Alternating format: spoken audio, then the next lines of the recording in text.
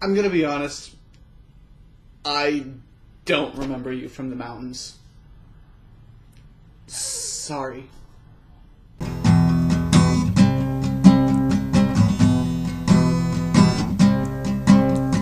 Hey everybody, this is Michael Sparks and welcome back to the Sparklepony Roundup. Today's show is going to be a little bit different from previous shows. I'm going to actually talk a little bit of lore with you guys. Once again, we're coming up on the end of Mists of Pandaria, so we're coming down to the show-off with Garrosh, which is indirectly a show-off with the Mists themselves and the old god Yogg-Saron. I'm actually not sure how you pronounce that. So, fun. Anyway, so I thought, since we're taking a look at this dead, maybe dead, comatose at least, old god, we take a look at the old gods and see just what they have done, what they could do, and can we really kill them? It's debatable. Now, the first old god that we met in World of Warcraft was Cthulhu.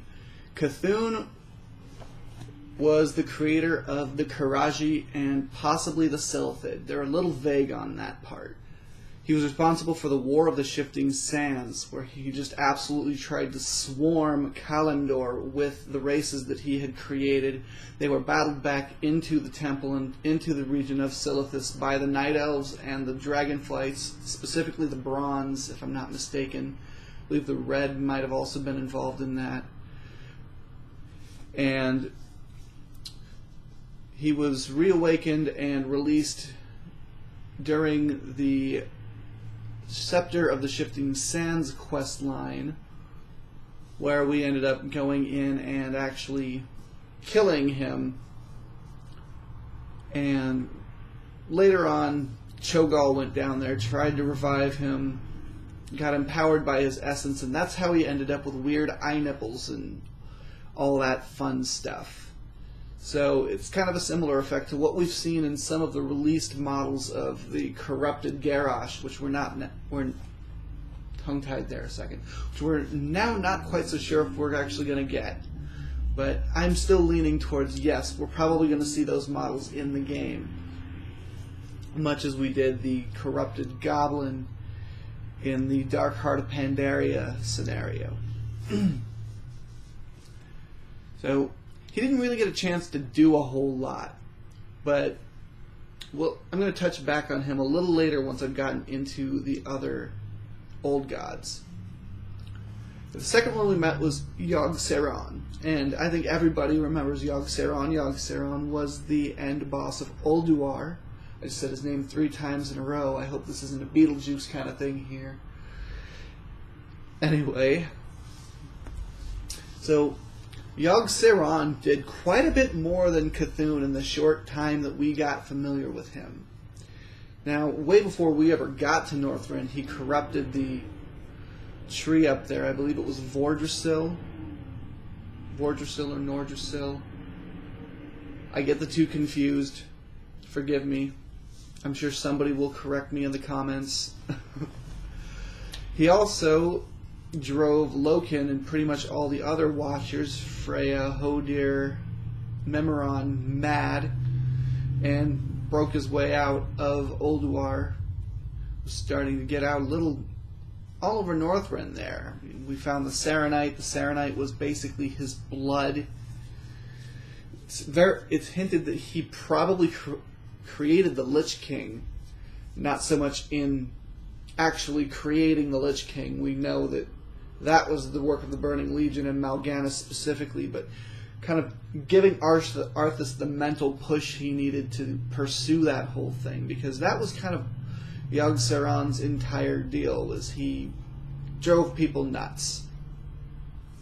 He even messed with the player a little bit.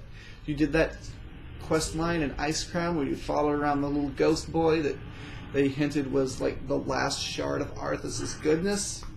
No, that was actually Yogg-Saron. That's why we saw our first faceless ones down there, outside of what we were seeing in... what was that dungeon? Azjol Nerub? Or The other one. The Old Kingdom. Yeah, the Old Kingdom.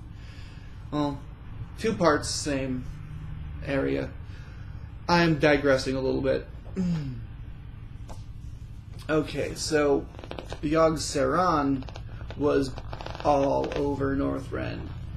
He was driving people mad as soon as we got there in Howling Fjord. He was responsible for all the creepy little whispers and all the crazy dwarves there in the Whispering Gulch, or whatever they called it. He was the one responsible for the various faceless ones we saw everywhere. It's been pretty solidly implied that he is the originator of the faceless ones. So we have the second old god now who created a race. I'm not sure what they were created out of. I don't know if we want to see what they were created out of. But that's a running theme with the old gods, is they have their minions that they have customized to their needs. Now the third old god that we have come across, but we still haven't actually met, is N'Zoth. And N'Zoth was responsible for every single thing in Cataclysm. Literally. Maybe not the Zandalari. That's like the only thing that isn't directly caused by him, and that was still indirectly caused by him because they're freaking out because their island was destroyed by Deathwing's release. Who made Deathwing? N'Zoth. Before N'Zoth came along and got his little tentacles into his head, at least I would assume they're tentacles, it's a recurring theme with the old gods, he was still Notheri in the aspect of Earth.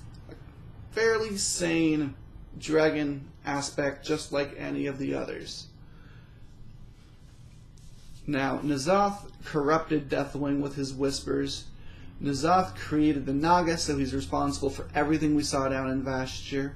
He is surely the one that sent Ozamat after Neptulon. I almost said Notherion again.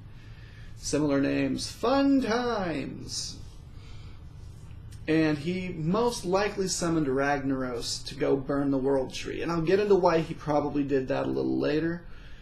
It's possible that could have just been Deathwing's own agenda, but I have a sneaking suspicion that that was actually tied into N'Zoth's second baby, which we'll probably see in another upcoming expansion. If you saw last week's episode, it's not going to be a full expansion. It'll probably just be a patch somewhere. But N'Zoth is responsible for the Emerald Nightmare. Chris Metzen himself has pretty much confirmed at this point that N'Zoth is the one corrupting the dream. N'Zoth is employing the Nightmare Lord Xavius.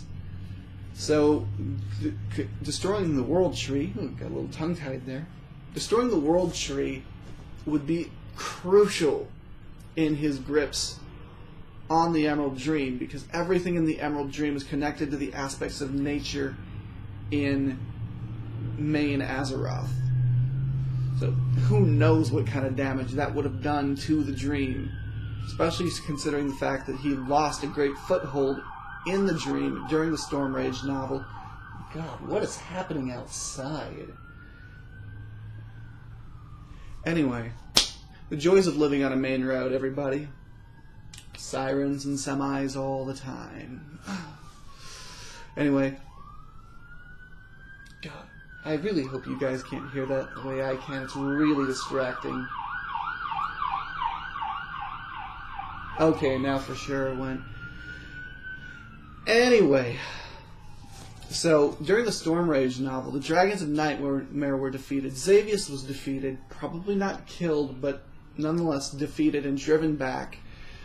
So he lost a lot of territory in the Nightmare, which is why I don't think we're going to get a full Emerald Dream expansion. I'm not going to get into that. If you want to see that, tune into last week's episode. It went up Saturday. But destroying the World Tree probably really would have strengthened everything that he's trying to do in there. Now, to top it all off, he kidnapped Neptulon, as I said before. And it's very possible he may have been responsible for the corruption of Teldrassil. Fandral Staghelm became Ragnaros' new major domo after he revealed that he has been working basically this whole time for the Twilight's Hammer. The Twilight's Hammer worships both Cthulhu and N'Zoth, so it's possible that actually may have been Cthulhu, which would kind of be nice because Cthulhu as I said before, we didn't really get to see him do a whole lot. N'Zoth, meanwhile, seems to have little tendrils in every single pot on Azeroth. And I'm going to get into that a little bit here now. If you're not familiar with the lore of World of Warcraft, we don't know how many old gods there are, but we've been specifically told that there are 3 working together for some unknown greater plan. Now, almost for sure, Cthulhu and N'Zoth are 2 of those 3. They shared the Twilight's Hammer. They were both involved with Fandral Staghelm. They were both involved with the Nightmare a little bit. Yogg-Saron is kind of vaguely attached. I'm not sure if he is one of the 3, but both he and N'Zoth employ Faceless Ones. Faceless Ones are almost canonically created by Yogg-Saron, so it's kind of weird that N'Zoth has some in his employ. They might actually be 2 different subspecies, one created by each. It would kind of explain the lobstery ones, since it's highly implied that N'Zoth is somewhere under the water. So an aquatic faceless one makes perfect sense.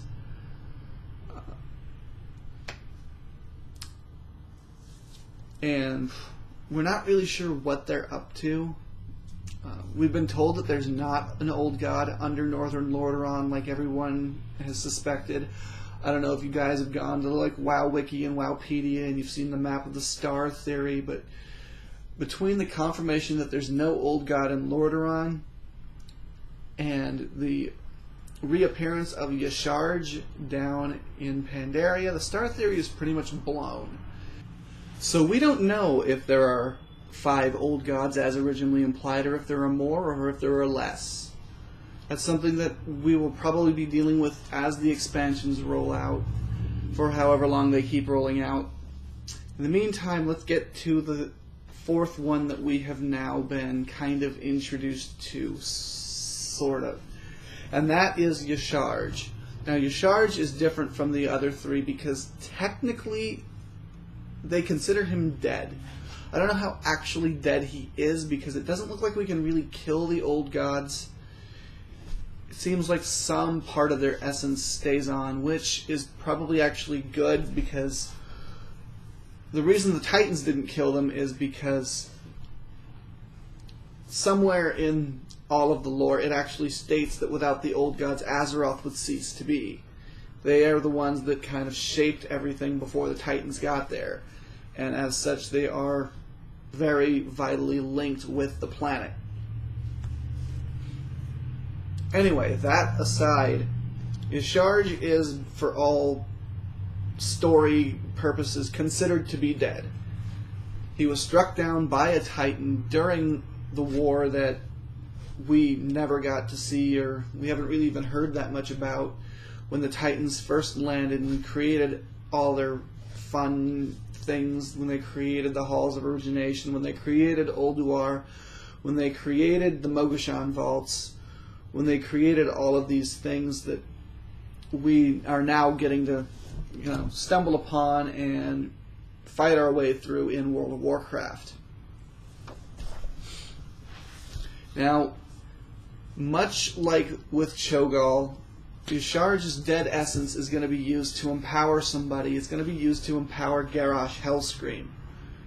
Now, as I said before, there have been some leaked models that have been data mined of a corrupted Garrosh.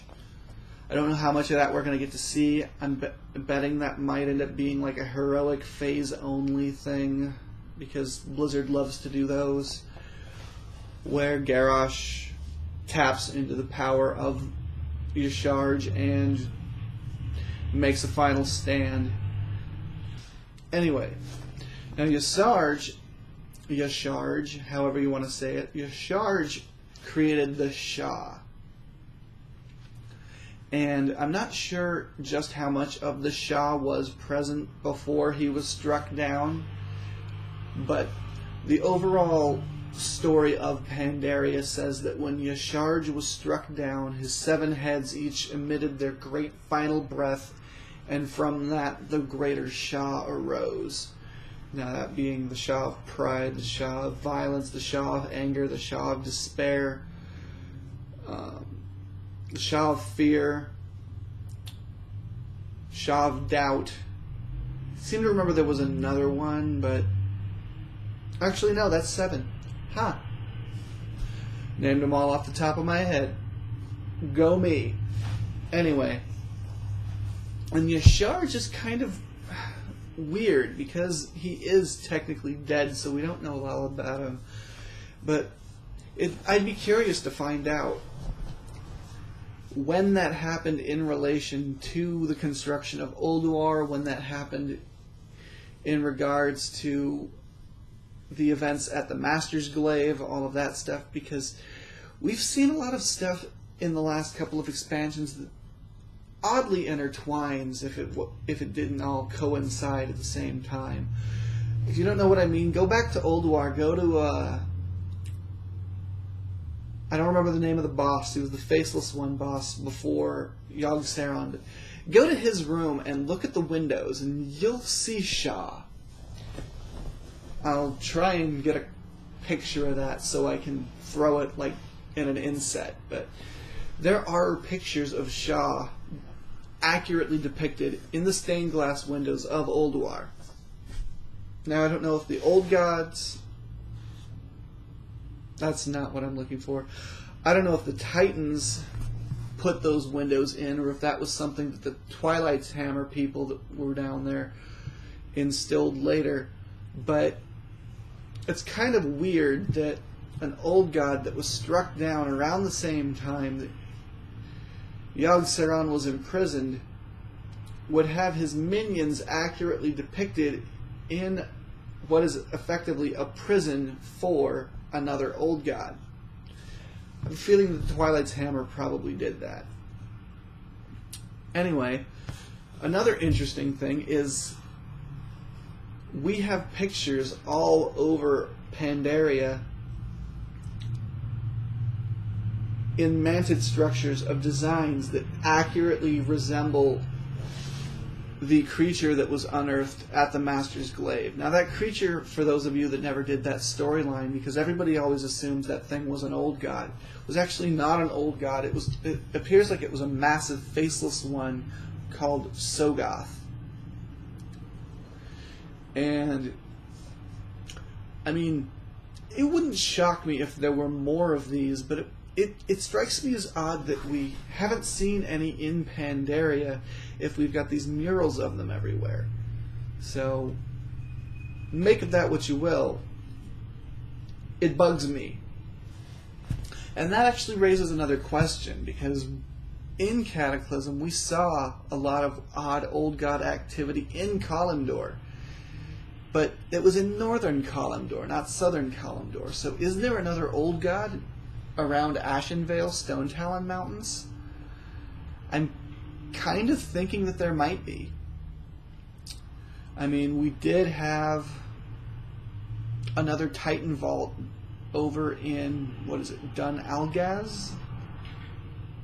I don't remember the name of it. It's the place down in the Southern Barrens. And originally it didn't seem like a big deal, but when we came back to it in Cataclysm, all the dwarves were basically gone, and somebody said that they had dug too deep. So, what did they hit? What did they find? Could it be that the Northern Kalimdor old god is actually under the Barrens? Would explain a lot with the Wailing Caverns and the continuation of the Nightmare. Granted, we're not going to find N'Zoth down there, but once again, we've got 3 old gods working in collusion, and Yogg-Saron really isn't strongly connected to the other 2. So maybe that 3rd old god is the one that's under Kalimdor. That's my tinfoil hat theory for the day. I can't confirm anything. That's pure speculation on my part. But I'm kind of thinking that that may be where it ends up playing out in a future expansion. So that's pretty much the old gods in a nutshell. Now, if I left anything out, or if you have any questions or suggestions, you can get a hold of me either below in the comments or at twitter.com/ponyzord or at ponyzord.tumblr.com. Once again, I think I say this every week, but Tumblr's really kind of awesome for that because you don't even have to sign up for anything. You literally just click the ask box, throw in what you're going to say, hit submit, and you're done. I'll see it. I'll touch upon it the next show. Nice and easy. Anyway, I hear another siren, so I'm going to cut the show off there. See you later.